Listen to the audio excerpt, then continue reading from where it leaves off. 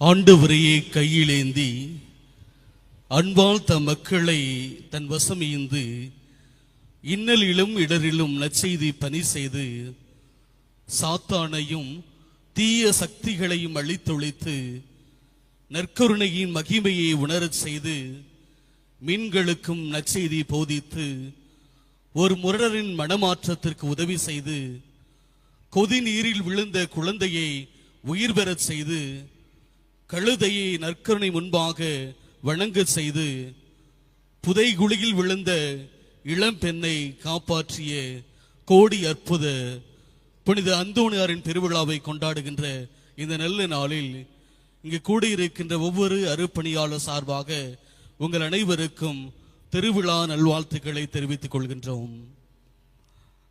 ஒரு முறை ஒரு அம்மாவை பார்த்து, நேற்றைய தினம் என்ன மைய கருத்து உங்களுக்கு சொல்லப்பட்டது என்று கேட்டார்கள் அந்த அருத்தந்தை. அப்பொழுது அந்த அம்மா சொன்னார்கள், ஒரு ஃபாதர் வந்தார், அவர் பேர் எனக்கு தெரியும், அவர் பேரு அமல்ராஜ்னு வச்சுக்கிறோம்.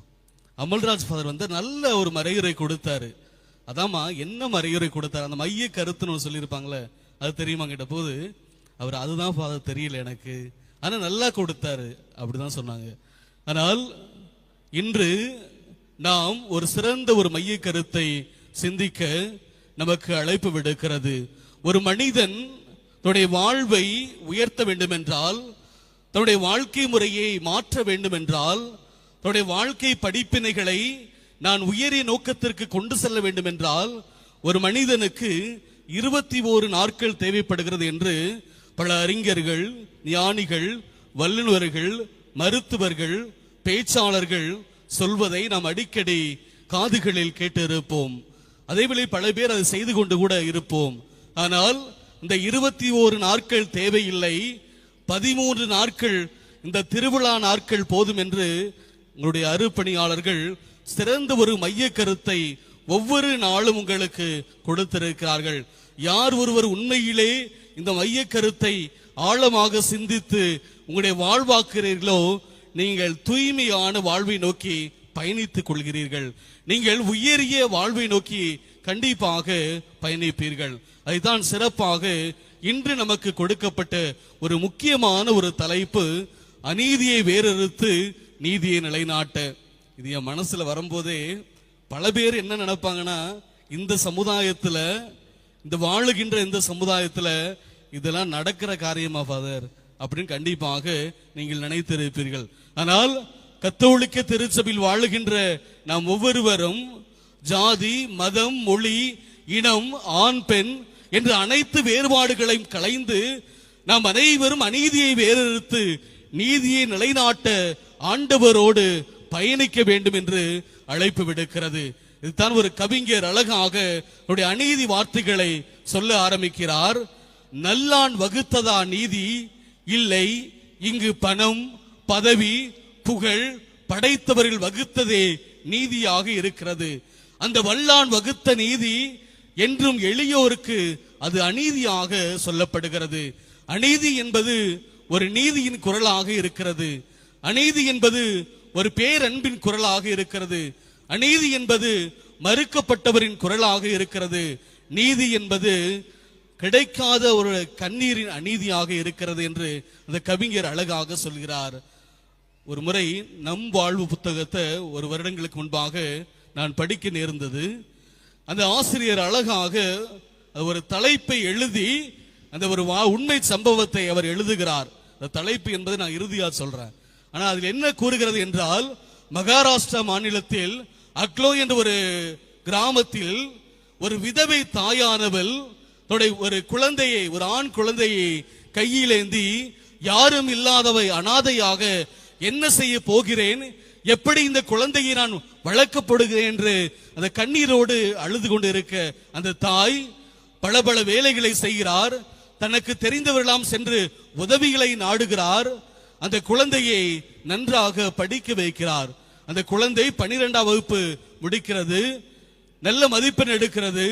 அப்பொழுது அந்த தாய் நினைக்கிறார், இவனை கல்லூரியில் சேர்த்து நான் படிக்க வைக்க வேண்டும் என்று பல பேருடைய உதவியை நாடி அந்த ஆண் குழந்தையை, அந்த மகனை கல்லூரியில் சேர்த்து படிக்க வைக்கிறார்.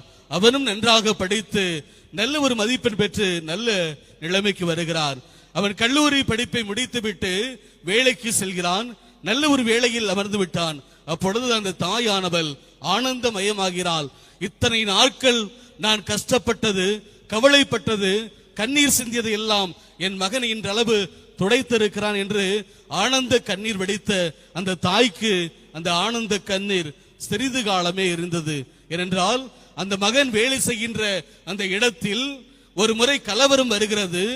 அந்த கலவரத்திலே ஒரு நபரை அவர்கள் கொன்று விடுகிறார்கள்.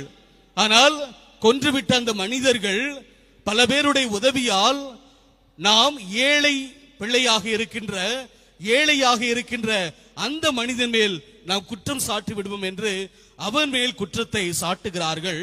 காவல்துறைக்கு லஞ்சம், நீதித்துறைக்கு லஞ்சம் என்று அனைவருக்கும் கொடுத்து அவன் மேல் குற்றப்பள்ளியை சுமத்துகிறார்கள்.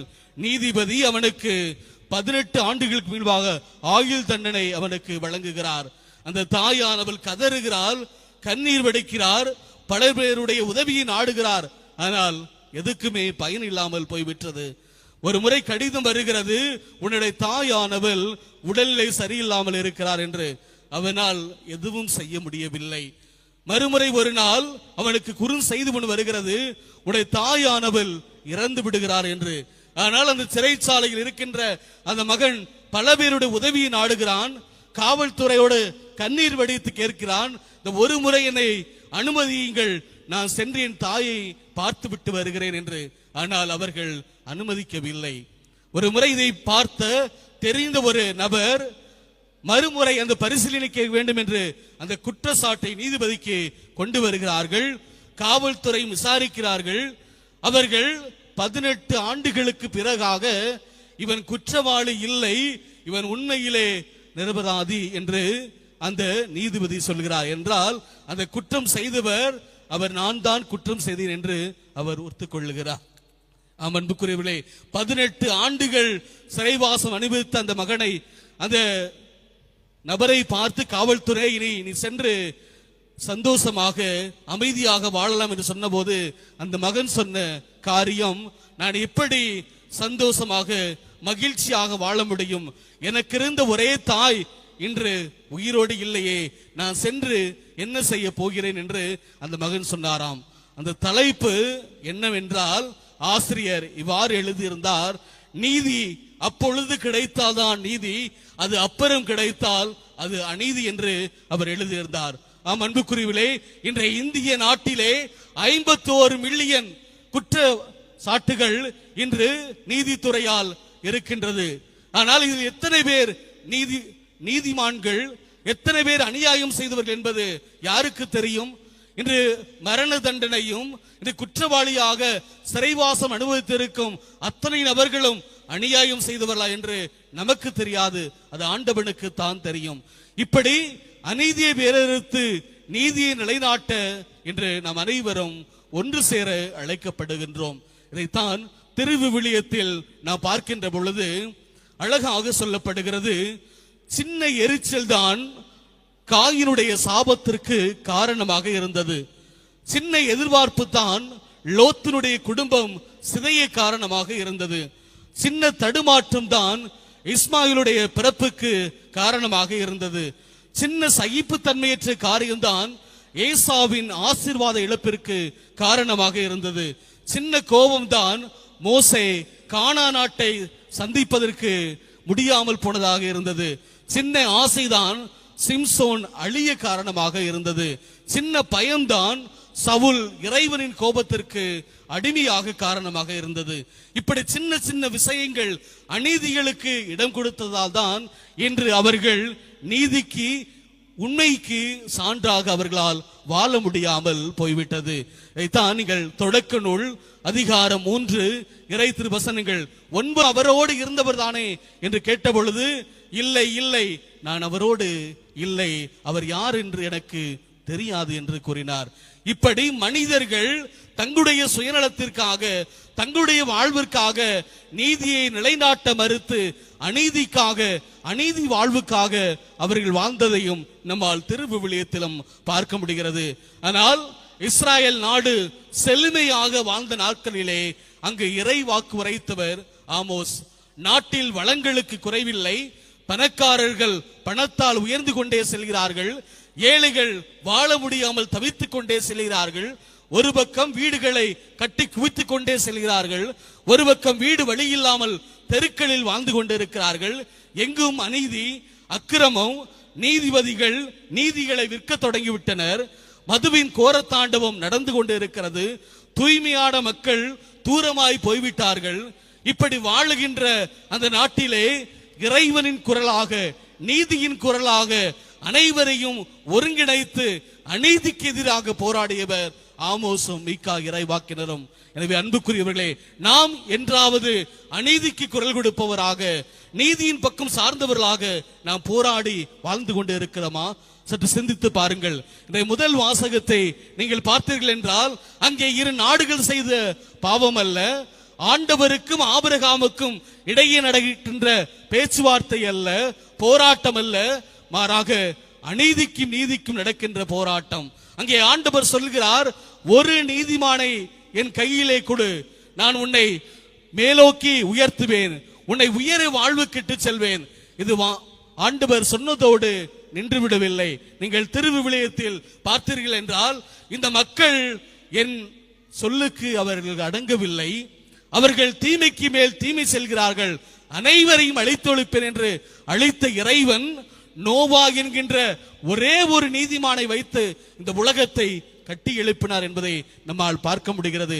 அதைத்தான் என்று சொல்கிறார், உன் குடும்பத்தில் ஒரே ஒரு நீதிமான் இருந்தால் போதும், உன் குடும்பத்தை ஆசீர்வாதமாய் நான் உயர்த்தி செல்வேன் என்று ஆண்டவர் என்று நம் ஒவ்வொருவருக்கும் அழைப்பு விடுக்கிறார். இந்த இரண்டாம் வாசகத்தில் புனித பவுலடியார் அழகாக சொல்கிறார், நீதியோடு வாழ மறுத்தவர்கள் அவரவர் செயலுக்கேற்ப தண்டனையும் அழிவையும் கண்டிப்பாக பெறாமல் போகிறார்கள். ஆனால் யார் ஒருவர் நீதியோடு வாழ்கிறார்களோ அவர்கள் மாண்பும் அமைதியும் மாட்சியும் ஆசீர்வாதமும் ஒவ்வொரு நாளும் பெற்று மகிழ்வார்கள் என்று புனித பவுலடியார் நமக்கு அழைப்பு விடுக்கிறார். எனவே அன்புக்குரியவர்களே, நீங்கள் ஒவ்வொருவரும் நீதிமான்களாக வாழ்கின்ற பொழுது ஆண்டவர் அளப்பரிய காரியங்களை, அளப்பெரு ஆசீர்வாதத்தை கோடி அற்புத புனித அந்தோணியார் வழியாக நம் ஒவ்வொருவருக்கும் வழங்குவார். பரிசேயர்கள், சதுசேயர்கள், யூதர்கள் முன்பாக ஒதுக்கப்பட்டவர்கள், ஓரங்கட்டப்பட்டவர்கள் நிறைய பேர். அப்படி முடக்குவாதமுற்றோர், பாவிகள், கை சும்பியவர், கண் பார்வையற்றோர், காது கேளாதோர், இப்படி பல்வேறு மக்கள் அந்த சமுதாயத்தில் வாழ்ந்து வருகின்றார்கள். ஆனால் இவர்கள் அனைவரையும் ஒதுக்கிவிட வேண்டும், இவர்கள் அனைவரையும் மதிக்க கூடாது என்று வாழ்ந்த இந்த சமுதாயத்தினருக்கு ஆண்டவர் அன்பையும் ஆதரவையும் நீதியும் வழங்குவதை நம்மால் பார்க்க முடிகிறது. ஆம் அன்புக்குரியவர்களே, நம்மோடு வாழுகின்ற சக மனிதர்களை அன்பு செய்ய வேண்டும். நம்மோடு வாழுகின்ற சக மனிதனுக்கு அநீதி இழைக்கின்ற பொழுது நாம் அவனோடு கைகோர்த்து நீதிக்காக போராட வேண்டும் என்று ஆண்டவர் இன்று நம் ஒவ்வொருவருக்கும் அழைப்பு விடுக்கிறார். திருத்தந்தை பிரான்சிஸ் அவர்கள் அநீதிக்காக குரல் கொடுத்த முதல் மனிதர் என்று பெயர் எடுத்திருக்கின்றார். எப்படி என்றால், அவர் ஒரு முறை சொல்கிறார், யார் ஒருவர் அநீதிக்கு எதிராக செயல்படுகிறார்களோ அவர்கள் ஏழைகளின் தோழலாகிறார்கள் என்று சொல்கிறார். யார் ஒருவர் அநீதிக்கு எதிராக போராடுகிறார்களோ அவர்கள் எளியவர்களின் முன்மாதிரி ஆகிறார்கள் என்று சொல்கிறார்.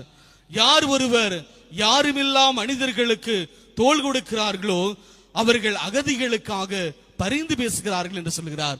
யார் ஒருவர் அடுத்தவரின் வழியை புரிந்து கொள்கிறார்களோ அவர்கள் சிறைவாசிகளினும் தொழிலாளர்கள் மீது கரிசனை கொள்ளவர்களாக மாறுகிறார்கள் என்று சொல்கிறார். நீங்கள் உங்களுக்கு எல்லோருக்கும் தெரியும், ஒரு சில நாட்களுக்கு முன்பாக அமெரிக்க அதிபராக யார் பதவியேற்றது?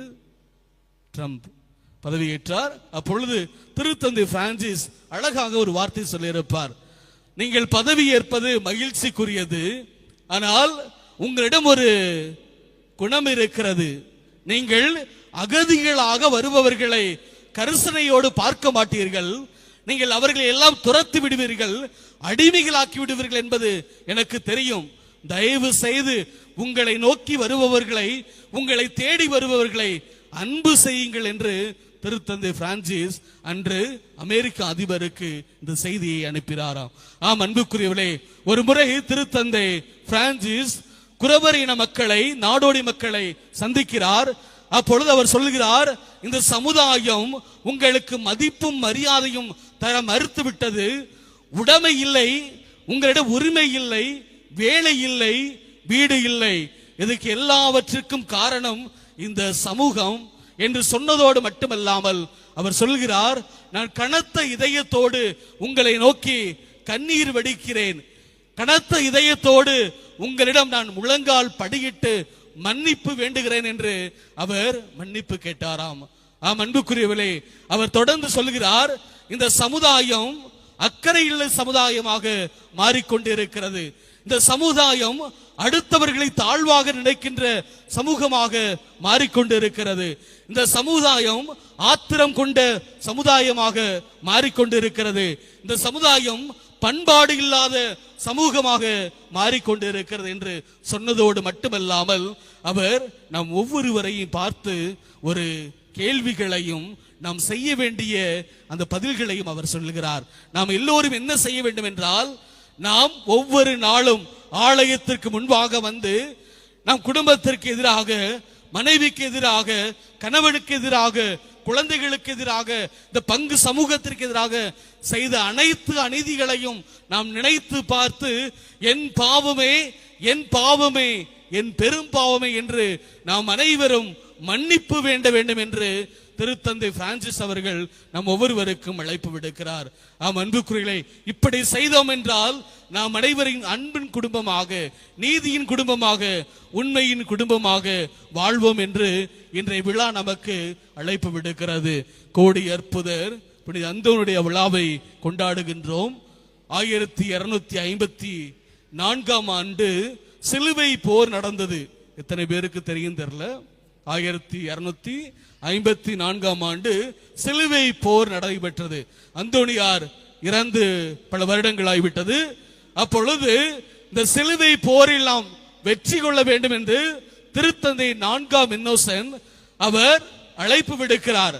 அங்கே பதுவா நகர மக்கள் மற்றும் ஆசிர்வதிக்கப்பட்ட லூக்கா இவர்கள் இணைந்து அந்தோணியாரிடம் ஜெபிக்கிறார்கள். எப்படியாவது நாங்கள் இந்த போராட்டத்தில் வெற்றி பெற வேண்டும் என்று ஜெபிக்கிறார்கள். இறுதியாக அந்தோணியார் ஒரு முறை கனவில் தோன்றி, நீங்கள் மேற்கொள்கின்ற இந்த சிலுவை போரில் நீங்கள் வெற்றி பெறுவீர்கள் என்று அவர் சொல்வதை எங்கு பதியப்படுகிறது.